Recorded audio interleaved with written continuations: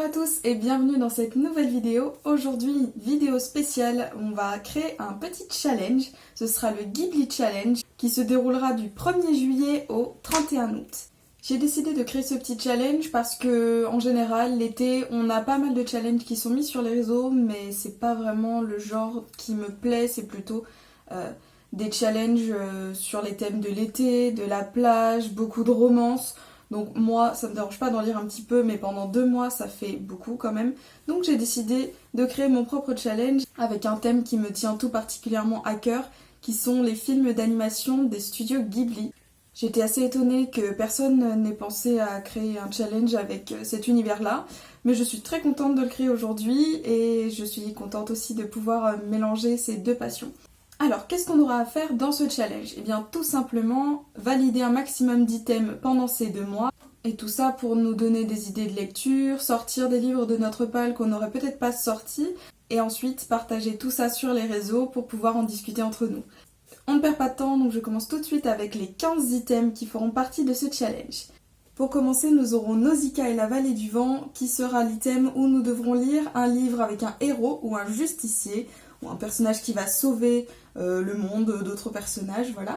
Ensuite, pour l'item Le château dans le ciel, il faudra lire un livre dans lequel le personnage apprend qu'il a un rôle important à jouer. Je pense notamment aux livres de Fantastic Fantasy dans lesquels les personnages vont apprendre qu'ils sont l'héritier du royaume ou qu'ils ont une famille importante ou encore qu'ils vont avoir une fonction particulière dans l'histoire. Par exemple, je pense à Harry Potter qui apprend qu'il est donc un sorcier.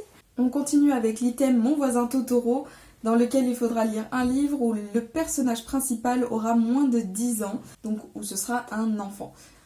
Ensuite, pour l'item Le tombeau des lucioles, il faudra lire évidemment un livre triste qui vous mettra forcément les larmes aux yeux, comme le film si vous l'avez vu. Pour l'item Kiki la petite sorcière, il suffira de lire un livre où le personnage principal arrive dans une nouvelle ville. On continue avec l'item Porco Rosso dans lequel le personnage a été transformé ou alors peut se métamorphoser.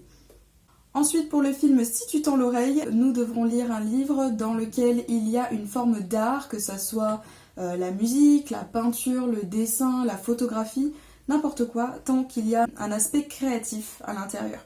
Arrive ensuite l'item de mon Ghibli préféré, Princesse Mononoke, dans lequel il faut lire un livre où la nature a une place importante. Donc là, ça donne vraiment un large choix dans le livre. Ça peut être de la fiction ou non d'ailleurs. On passe ensuite à l'item Le voyage de Chihiro, dans lequel il faudra lire un roman d'apprentissage, donc c'est-à-dire un livre où le personnage va grandir, que ça soit physiquement ou mentalement, où il va apprendre un peu la vie en général. Ou alors, deuxième possibilité pour valider cet item, un livre qui dénonce la société, donc là aussi vous avez un large choix pour celui-ci. On continue avec Le royaume des chats, pour lequel nous devons lire un livre où les animaux sont au centre de l'histoire. Pour l'item Le château ambulant, nous devons lire un livre dans lequel le personnage principal est une personne âgée, tout comme Sophie. Ensuite, pour l'item Pogno sur la falaise, nous devons lire un livre qui se passe près de l'eau, donc par exemple qui se passe sur une île, sur une ville côtière ou encore sur un bateau, pourquoi pas.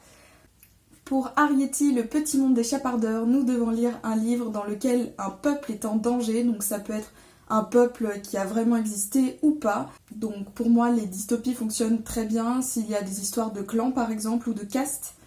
Pour l'item Le vent se lève, il faudra lire un livre où il y a une citation poétique à l'introduction, donc c'est-à-dire quand vous ouvrez le livre juste avant le début, vous avez souvent un petit paragraphe avec une citation, que ça soit d'un personnage connu ou non.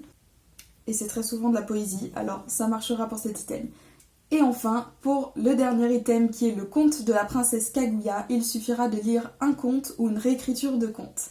Voilà, c'est tout pour la liste des items. J'essaierai de vous faire une vidéo ou au moins un post avec ma pile à moi, que j'ai pas encore faite d'ailleurs. Mais en attendant, n'hésitez pas à participer, ça me ferait extrêmement plaisir. D'ailleurs, je serais ravie de voir vos pales sur les réseaux et notamment sur YouTube si vous faites aussi des vidéos. Si c'est le cas, n'hésitez pas à partager vos contenus avec le hashtag Ghibli Challenge en me mentionnant dessus, Maggie's Reading. Comme ça nous donnera des idées entre nous pour réussir à remplir ces pales avec des items assez quand même pointus certains. N'hésitez pas également à nous rejoindre sur mon groupe Facebook Challenge et lecture commune avec Meg, sur lequel on partagera nos lectures sur ce challenge. Je vous mets d'ailleurs le lien en barre d'infos. J'espère que cette petite vidéo vous aura plu et que vous allez être nombreux à participer. En attendant, je vous dis à bientôt pour la prochaine vidéo. Ciao!